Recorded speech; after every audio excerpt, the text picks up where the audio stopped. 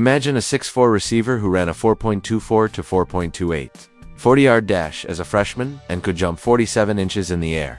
There are plenty of legendary college receivers, but none were as flat-out dominant as Randy Moss. His legendary run at Marshall was just the final proof that he was simply unguardable from the second he stepped on a field. Moss was already taking over games. QBs just had to throw it near him. He'd leap over 2 or 3 defenders and make it look easy. Randy Moss was born on February 13, 1977. In Rand, West Virginia, a small place where word travels fast and talent doesn't stay hidden for long. From an early age, people in Rand knew Randy was different. He was taller than the other kids, faster than the other kids, and when it came to sports, he didn't just play, he dominated. Moss went to DuPont High School, which later merged into Riverside High School. But back then, DuPont was his stage. On the football field, he was unstoppable. He didn't just catch passes as a wide receiver, he played free safety, returned punts and kickoffs, and even handled kicking and punting duties. If the Panthers needed it done, Randy did it.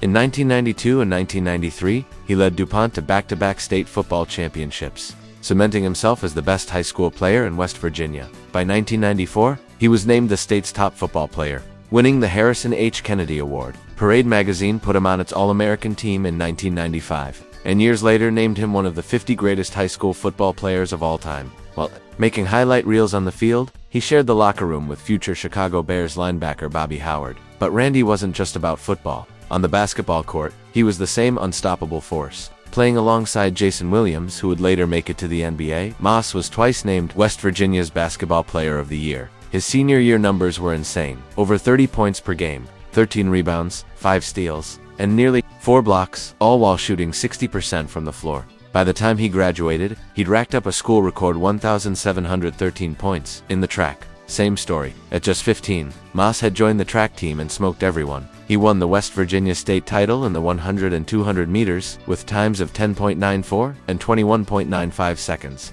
Speeds that made football defenders look even slower when he took the field in the fall. And just to round things out, he played center field for DuPont's baseball team too.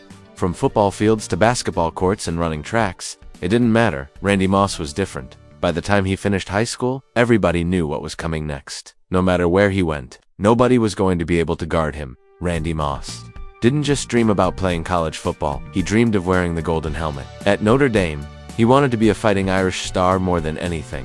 He also looked at Ohio State, where his half-brother Eric had played on the offensive line. Even Lou Holtz, the legendary Notre Dame coach, once said Randy was the best high school football player he'd ever seen. Florida State's Bobby Bowden called him a bigger Deion Sanders, which is just about the highest praise you could get at the time. Moss signed his letter of intent with Notre Dame in 1995. It looked like the perfect fit, a superstar, ready to shine on a huge stage. But life threw him a hard curve. Before he could suit up, Randy got into a fight at his high school. He stepped in when a friend was being threatened with racist comments. The fight got serious. One student ended up hurt badly, and Moss was charged with battery. The felony was dropped down to a misdemeanor, but the damage was done. Notre Dame dropped him from their program. Most players would have seen the dream end there, but Moss still had people who believed in him. Notre Dame told him to try Florida State instead. Bobby Bowden, the college football coach at the time, was known for giving second chances to kids who needed one. Moss agreed and headed to Tallahassee, hoping he could get back on track and show the world what he could do. His time there wouldn't go as planned either, but it opened the door for Randy to stay close to home and make history at Marshall. Sometimes the detour is where legends really begin. After Notre Dame fell through, Moss needed a new plan, and Florida State gave him that chance. He sat out his first year because of transfer rules, but trained hard with the Seminoles coach. Bobby Bowden hoped to shape Randy into the next big FSU star, a bigger, faster version of Deion Sanders. But trouble came back fast. Moss tested positive for marijuana while on probation for the fight back home. That ended his shot at playing for the Seminoles. Just like that, the biggest football programs in the country were off the table. Again, that could have been the end for a lot of young players, but Randy wasn't done yet.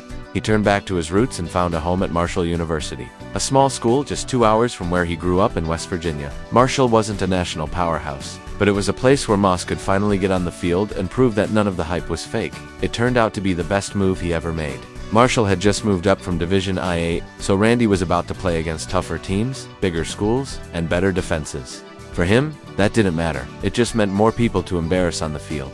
From his first snap, it was clear nobody could keep up with him. Kids, a small school, and one freak of nature at wide receiver, about to show the entire country that no cornerback alive could guard him. This was Randy's next level. and he was just getting started. When Randy Moss finally stepped onto the field for Marshall in 1996, the hype was loud, but he was louder. From his first few games, it was obvious that nobody in IAA football could handle him. He wasn't just fast. He wasn't just tall. He was untouchable. In his second college game ever, Moss put the whole country on notice. Against Army, a bigger and stronger team, he went off for 5 catches, 186 yards, and 2 touchdowns. Nobody had an answer.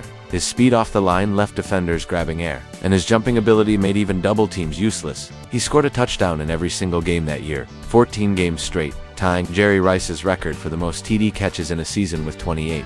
For a freshman, that was unheard of. He finished 1996 with 78 catches, 1,709 yards, and 28 touchdowns, numbers most receivers can't dream about over 4 years, let alone 1.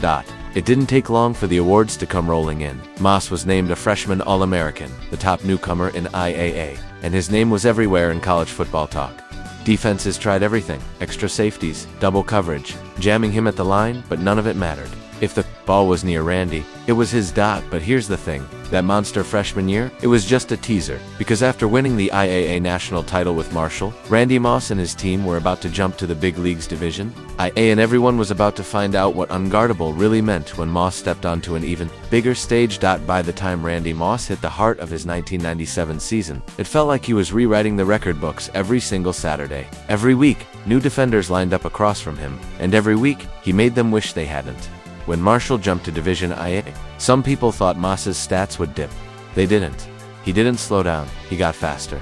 His chemistry with his quarterback, Chad Pennington, was automatic. Just throw it up deep, watch Randy run under it, and watch defenders try and fail to keep up. One of his biggest games came against Kent State. Moss torched him for 13 catches, 232 yards, and 3 touchdowns, and he made it look like backyard football. Another signature moment was against Ball State, where he racked up 205 yards and 5 touchdowns in one night. He was scoring so often that opposing coaches just hoped to slow him down for a quarter, but it never worked. Week after week, the highlight reels kept rolling. One-hand grabs, leaping fades, deep bombs. If the ball was in the air, it was his. The fans called it magic. The defenders called it a nightmare.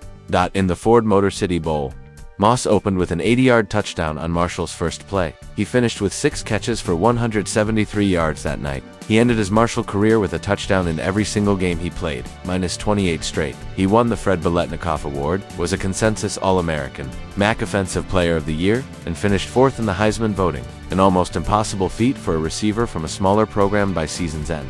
Randy Moss had piled up 96 catches, 1,820 yards, and 26 touchdowns, all in just 13 games. He won the Fred Biletnikoff Award as the nation's best receiver. He was named MAC Offensive Player of the Year, a unanimous All-American, and finished 4th in the Heisman voting, a huge deal for a wide receiver, especially one playing at a smaller school. But even with all the records and awards, the best part was how easy he made it look. His stats didn't feel forced. They were just what happened when you threw the ball near Randy Moss. When that season ended, nobody questioned his next move. He declared for the NFL draft, ready to bring his unguardable style to Sundays. Coaches called him the best receiver prospect they'd ever seen. Corners prayed they wouldn't have to cover him. Randy Moss wasn't just going pro. He was about to change the pro game forever. When Randy Moss declared for the NFL draft, every scout already knew he was special. His size, his speed, his highlight reel at Marshall, it was all real, and he made sure nobody doubted it on pro day. Moss didn't attend the combine. Instead, he ran to 40-yard dashes at Marshall's pro day, clocking a freakish 4.24 and 4.28,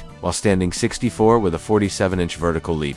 One Cowboys scout called him the most gifted prospect in football history. Even with that, teams hesitated. Moss's off-field history made some owners nervous. Teams that needed him badly, like the Dallas Cowboys, the team Moss grew up loving, passed anyway. Jerry Jones even sent a scout to West Virginia to watch the draft with Moss and his mom, but didn't pull the trigger. Moss never forgot it. He said teams that passed on him would regret it, and he made sure Dallas did. In 1998, the Minnesota Vikings finally ended the wait, taking Moss with the 21st pick.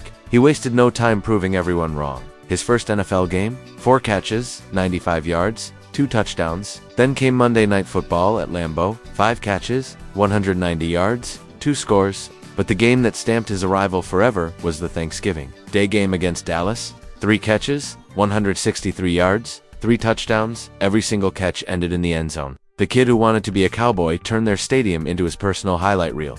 That night, the whole league got mossed. He didn't slow down. Moss finished his rookie year with 1,313 yards and a record 17 touchdown catches. helping the Vikings score more points than any team ever had at that time. He won NFL Offensive Rookie of the Year, made first-team All-Pro, and went to his first Pro Bowl. He also finished third in MVP voting, unheard of for a rookie receiver. Moss kept delivering iconic moments. He had 4 touchdowns against Buffalo in 2007, leading the Patriots to a 56-10 blowout. He made the infamous moon over Lambeau in the 2005 PLAYOFFS, pretending to moon the Packers fans after a score, cementing his image as football's biggest villain and hero at the same time. Then there's the record breaker in 2007. With the Patriots, Moss caught 23 touchdown passes, breaking Jerry Rice's single-season record. The pass that broke it, a deep strike from Tom Brady against the Giants, who doubled Moss all night. He still blew by them. That same throw gave Brady the record for passing touchdowns in a season too. Moss made history and helped push the Patriots to a perfect 1-6-0 regular season. If you want one play that showed what made him impossible to guard, look up the one-handed grab against the Jets in 2009. Covered tight, Moss just snatched it out of the air with one hand and strolled into the end zone. The term "Yuga Moss" kept living on TV every Sunday.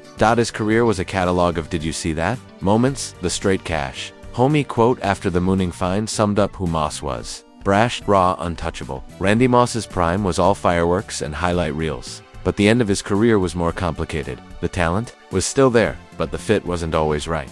After his record-breaking run with the Patriots, Moss's time in New England ended suddenly in 2010.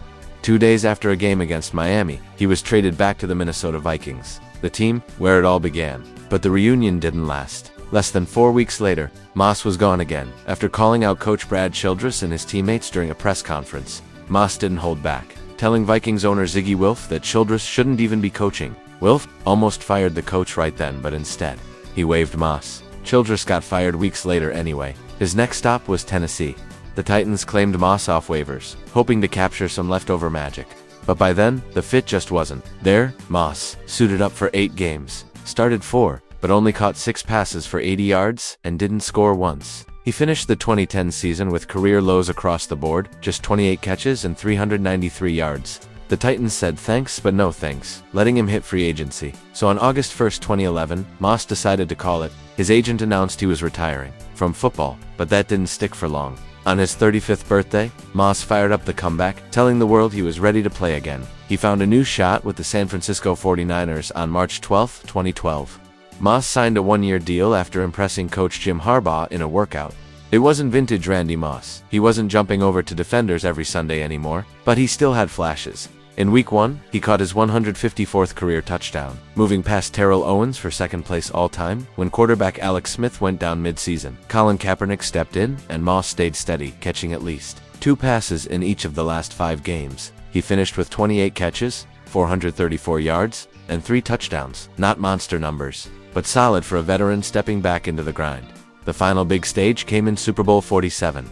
Moss caught 2 passes for 41 yards as the 49ers fell just short in a 34-31 loss to the Baltimore Ravens. It wasn't the ending that matched his record-smashing peak, but there he was anyway, still standing on football's biggest stage when it mattered. When Randy Moss finally walked away for good, he left behind numbers that belong in another galaxy. 156 receiving touchdowns, second only to Jerry Rice, plus over 15,000 yards, 6 Pro Bowls, 4 first-team All-Pro selections, and countless cornerbacks who never had a chance. Throughout his career, Moss racked up honors that matched his jaw-dropping talent. He was named to the Pro Football Hall of Fame in 2018, a 6-time Pro Bowler, a 4-time first-team All, and the holder of the NFL single-season touchdown record, with 23 scores in that legendary 2007 season. And that's the final whistle on Randy Moss's legendary run. If you love football stories like this, hit subscribe and join us for more big plays, big legends, and bigger moments.